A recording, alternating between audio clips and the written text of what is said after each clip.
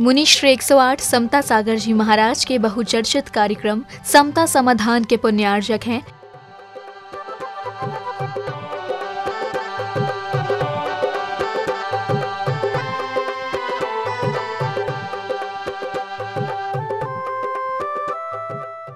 मेरा प्रश्न यह है, समाधि मरण किया जाता है या लिया जाता है? ऐसे मरण के बाद कौन सी गति मिलती है? समाधि मरण स्वीकार किया जाता है और समाधि मरण को देने वाले निर्यापक के द्वारा उसे समाधि का नियम दिया जाता है। दोनों में एक विधि है, एक व्यवस्था है। लेने वाला स्वतंत्रता से ले भी नहीं पाता है, देने वाला मन चाहे मनमानेपन से दे भी नहीं पाता है। शास्त्रोक्त पद्धतियों से ही सभी कार्य संपन्न किए जाते हैं और समाधि लेने के अपने जो भी लक्षण हैं, अवस्थाएं हैं, उन पर ध्यान रख करके स्वयं समाधि करने वाला इच्छुक हो करके अपनी दृढ़ता से निवेदन करे। निर्यापक उसकी भावना और अवस्था को देख करके उसे समाधि का वृत्त देते हैं। और इससे कौन सी गति मिलती है? तो समाधि के फल के रूप में स्वर्ग और क्रमशः अपवर्ग यानी मोक्ष की प्राप्ति ग्रंथों में बतलाई गई है। और वैसे भी देखा जाए तो वृत्ति एक बार यदि निर्दोष समाधि को प्राप्त कर ले तो शास्त्र का उल्लेख है कि जहन्ने ने सत्तठ भव गहनानी ओक्कसेन 2-3 निभव गहनानी, मतलब उत्कृष्ट से 2-3 भव में भी जा सकता है और जगन्य से 7-8 भव, इससे ज़्यादा भव वृत्ति के लिए समाधि मरण निर्दोष यदि प्राप्त हुआ तो नहीं लगेंगे। गुरुजी, अकाम निर्जरा किसे कहते हैं? अकाम निर्जरा किसे कहते हैं और सविपाक निर्जरा किस प्रकार से भिन्न है? निर्जरा से संबंधित आपका प्रश्न है। सकाम और अकाम, सविपाक और अविपाक निर्जरा की भी चर्चा आती है। जो कर्म समय पर फल देकर के झड़ता है उसे पाक सहित विपाक सहित निर्जरा सविपाक निर्जरा कही गई। ऐसी निर्जरा तो सभी के साथ सभी कर्मों में होती है, लेकिन अविपाक निर्जरा वो होती है कि समय के पहले उदीर्णा के द्वारा निर्जरा कराई जाए, वो अविपाक निर्जरा होती है। जब कभी भी मोक्ष की प्राप्ति होती है तो अविपाक निर्जरा के द्वारा ही होती है। साधना के बल पर अंतरंग के सत्ता में पड़े हुए कर्मों को उदीरित करके उन्हें खपाया जाता है। जैसे समय पर डालियों में फल पके, समय पर पके तो कोई विशेषता नहीं मानी जाती है, समय पर तो पक ही जाते और झड़ जाते। लेकिन समय के पहले ही यदि फलों को पकाना है तो उन्हें तोड़ करके पाले में पकाते हैं। तो थोड़ा सा जैसा माना जाता है कि भाई समय के पहले फल आया तो उसकी कीमत ज़्यादा होती है, महत्व ज़्यादा होता है। ऐसे ही सविपाक और अविपाक निर्जरा है। सकाम और अकाम निर्जरा भी दो नाम आते हैं। सकाम निर्जरा का मतलब ये है कि एक तरह से सकाम यानी सविपाक निर्जरा ही मान लो। सविपाक और सकाम समझ लो निर्जरा हो रही है और बंद भी हो रहा, निर्जरा भी हो रही, बंद भी हो रहा, निर्जरा भी हो रही, बंद भी हो रहा। तो ये सकाम निर्जरा तो संसारी प्राण। अकाम निर्जरा किसे कहते हैं? अकाम निर्जरा अविपाक निर्जरा से थोड़ा हट करके है। अकाम निर्जरा वो है कि इच्छा तो नहीं है हमारी मन में, लेकिन परिस्थितियां ऐसी बन गई कि वो सहन करना ही पड़ेगा। तो सहन को करने में एक क्लेश महसूस करके भी सहन किया जा सकता है और एक शांति के साथ भी सहन किया जा सकता है। जैसे कि किसी को कह दिया कि आज दिन भर तुम्हारे को भोजन नहीं दिया जाएगा और दिन भर उसे भोजन नहीं मिलना। अब भोजन करने की इच्छा तो बराबर बनी है, लेकिन व्यवस्था नहीं है और ऑर्डर हो गया कि भोजन मिलेगा ही नहीं। तो इसमें वो मजबूरी में रहेगा और मजबूरी में भोजन नहीं करेगा। अब ऐसी मजबूरी में एक व्यक्ति हो सकता बहुत विकल्प और क्लेश करके उस समय को निकाले, और हो सकता है कोई दूसरा व्यक्ति ये सोच करके कि भाई ठीक है, अब वैसे तो उपवास कभी कर नहीं पाते हैं, कर भी नहीं सकते हैं, मन भी नहीं होता। अब चलो मजबूरी में ही सही, यदि इन्होंने कह दिया है कि भोजन नहीं मिलेगा तो अब विकल्प ना करो, चलो इसी को अच्छा मान करके सहन कर तो लो, शांति से समता से समय को निकाल दो। तो उसी ही अवस्था में जबकि भोजन दोनों को नहीं मिला, एक ने समय अपना विकल्पों में निकाला और एक निर्विकल्प, भले मजबूरी में निर्विकल्प हुआ लेकिन निर्विकल्प हो गया, चलो ठीक है निकाल लो। तो इसके लिए अकाम निर्जरा कहते हैं। मजबूरी में ही किया लेकिन परिणामों में शांति समता रख करके किया तो ये अकाम निर्जरा हो गई। अथवा अज्ञानता पूर्वक किए जाने वाले तपश्चरण में, जिसमें तत्व का बोध नहीं है, भेद विज्ञान नहीं है, धर्म का सच्चा स्वरूप मालूम नहीं है, फिर भी अज्ञानता में जो असंयम और अपराधों से बचा हुआ है तो अज्ञानता, लेकिन फिर भी अपराध और असंयम से बचा हुआ है, व्यसन और बुराइयों पापों से बचा हुआ है, पर अज्ञानता में तपश्चरण कर रहा है, उस समय होने वाली निर्जरा भी अकाम निर्जरा मानी जाती है। ये अकाम निर्जरा स्वर्ग में ले जाती है, पुण्य का फल देती है, मोक्ष मार्ग प्रशस्त नहीं कर पाती है।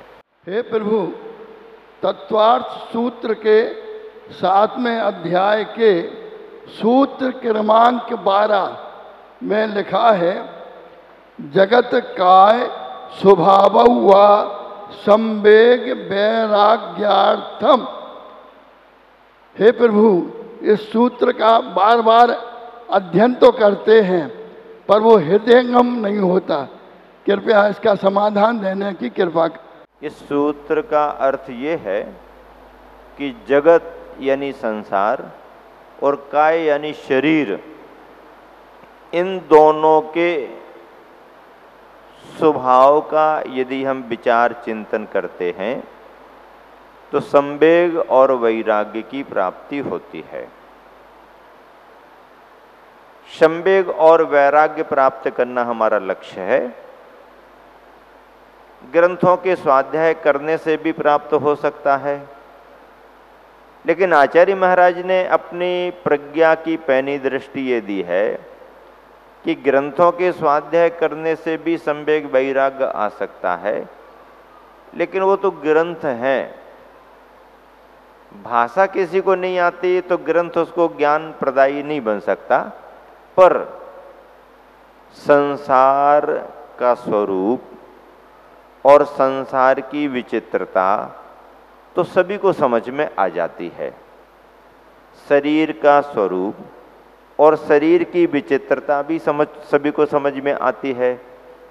तो यह संसार और शरीर भी एक बहुत बड़े ग्रंथ भंडार के समान है। यदि इससे हम ज्ञान प्राप्त करना चाहें तो जिन लोगों को समय सार पढ़ते पढ़ते वैराग्य प्राप्त नहीं हो पा रहा है, उन लोगों को समय सार बंद करके अस्पताल के बीमार मरीजों को जाकर के देखना चाहिए।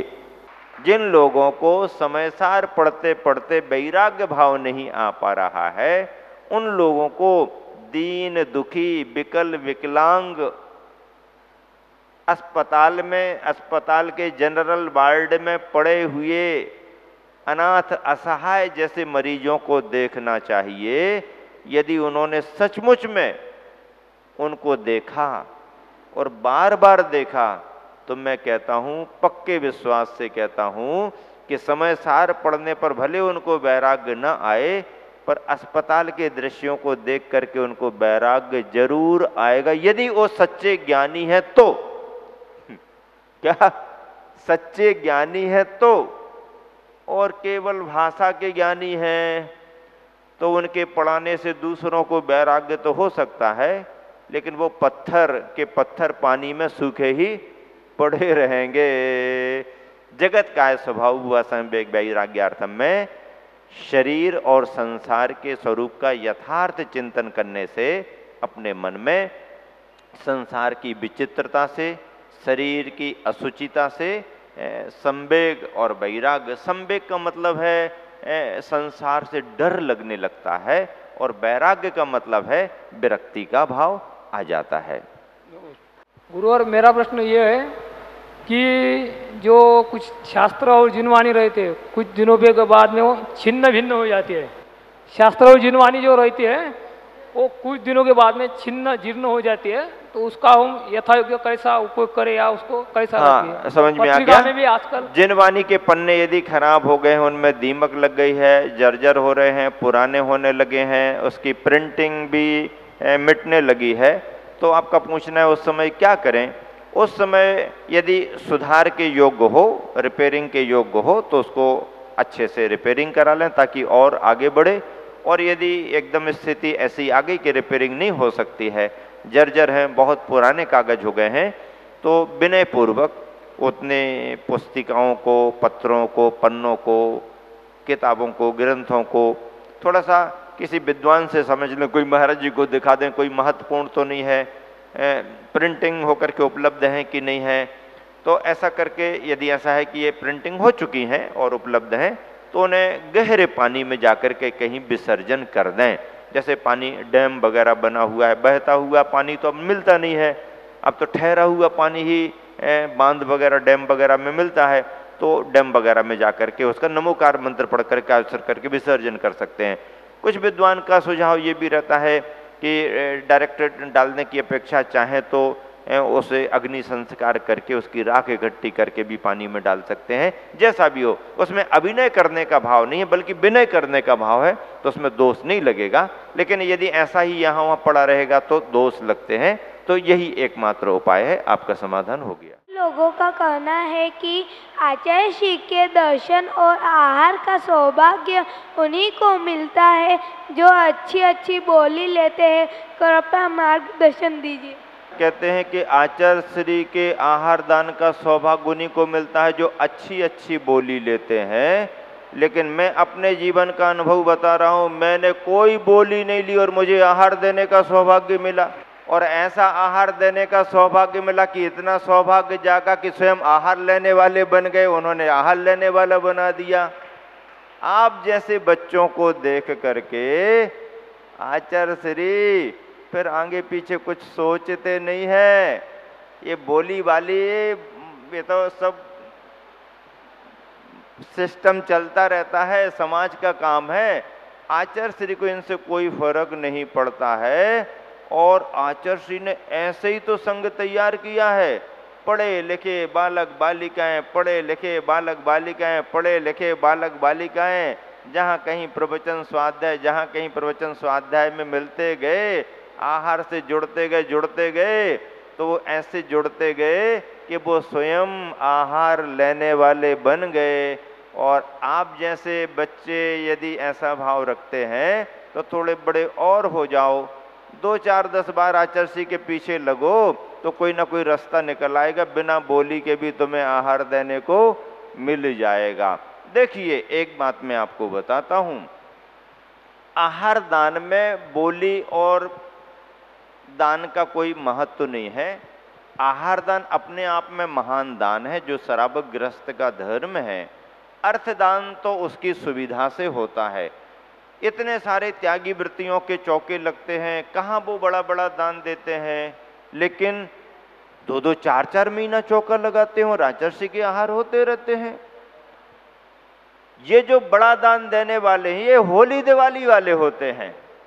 साल भर बड़ा बड़ा धंधा पानी किया, हिंसा आरंभ में खूब समय दिया, और number 1 number 2 white money black money, भगवान जाने कौन कौन सी मनी होती है, वो तो ये सब करने वाले बड़े बड़े ऊपर के लोग जो होते हैं, और फिर गुरुओं के पास, भगवान के पास आते जाते रहते हैं।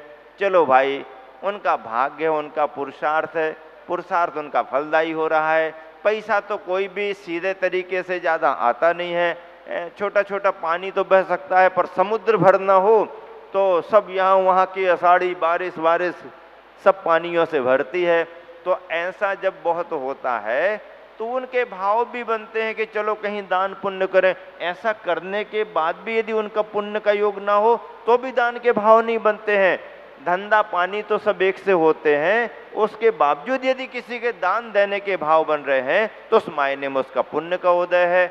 और ऐसे लोग भी गुरुवर के चरणों का लाभ लेना चाहते हैं, क्षेत्रों के निमित्त से, मंदिरों के निमित्त से, मूर्तियों के निमित्त से, जिनवानी के निमित्त से, किसी संस्थान के निमित्त से, किसी अच्छे उद्देश्य में वह अपना द्रव्य लगाना चाहते हैं। और ऐसे गुरुवर जो स्वयं में निष्प्रही हैं, जिनको जरा से भी किसी के उससे कोई लेना देना नहीं है, और ऐसे गुरु मिल जाएं तो द्रव्य ग्रस्त का बहुत सार्थक हो जाता है, वह अपना करना भी चाहता है। तो गुरुवर के चरणों में जाकर के लोग उत्सुक होते हैं, प्रभावित होते हैं। और कई बार तो ऐसा होता है कि श्रावक इसी प्रतीक्षा में रहता है कि अभी कुछ बोलना नहीं है, जिस दिन आचार्य श्री का आहार होगा उस दिन ही बड़ी घोषणा करेंगे। और महीना महीना 2-2 महीना प्रतीक्षा करते रहते हैं, और आचार्य श्री भी तपाते रहते हैं, पकाते रहते हैं। हाँ, आए हो तो नंबर लगा के रखो, लगे रहो, पीछे लगे रहो, लगे रहो। और महीने 2-2 महीने में जब कभी होते हैं तो वह श्रावक का परिवार इतना धन्य धन्य हो जाता है कि क्या लुटा सकता हूँ, क्या लगा सकता हूँ। गुरुवर का आशीर्वाद मिलते ही सब कुछ लगाने को तैयार होता, तो बड़ा बड़ा सौहार्द से घोषित भी करता है, वो दान हो जाता है। अब लोग इससे अंदाज लगाते हैं कि इनने इतना दिया इसलिए इनके यहाँ हो गया। नहीं भाई, नहीं देने वालों के यहाँ भी खूब आहार हो रहे हैं। लेकिन एक बात मान करके चलना कि आहार दान का इतना पुण्य फलता है कि आहार दान देते देते उस परिवार का इतना पुण्य बढ़ने लगता है कि बड़ा बड़ा दान देने की भी उसकी सामर्थ्य आ जाती है, अपने आप आती है। और जब आती है तो लोग देते ही हैं। अच्छा दान अच्छे निमित्त से होना चाहिए। फिर गुरुवर भी समझते हैं कि कुछ अच्छा मार्गदर्शन मिल जाए, और सक्षम व्यक्ति है, समर्पित व्यक्ति है, तो यदि कुछ अच्छा होगा तो और भी जिन धर्म की धरोहर बड़े क्षेत्रों का विकास हो, संस्थाएं चलें, समाज के काम बने, तो जरा से प्रेरणा से, प्रवचनों से लोग प्रभावित होते हैं और बड़े बड़े काम चलते हैं। ऐसी कोई शर्त नहीं है, ये दूर रह कर के सोचने वालों का भ्रम है। जो वहाँ पहुँचते हैं, वहाँ की वास्तविकता को समझते हैं, उनके मन में भ्रम नहीं है और वो सब बात समझते हैं। और जिस किसी को भ्रम हो या ऐसी सुनी बात को समझ ना हो, वो जाएं और महीना 15 दिन वहाँ रह कर के सब देखें, उनको सारी बात समझ में आएगी। मुनिश्री 108 समता सागर जी महाराज के बहुचर्चित कार्यक्रम समता समाधान के पुण्यार्जक थे।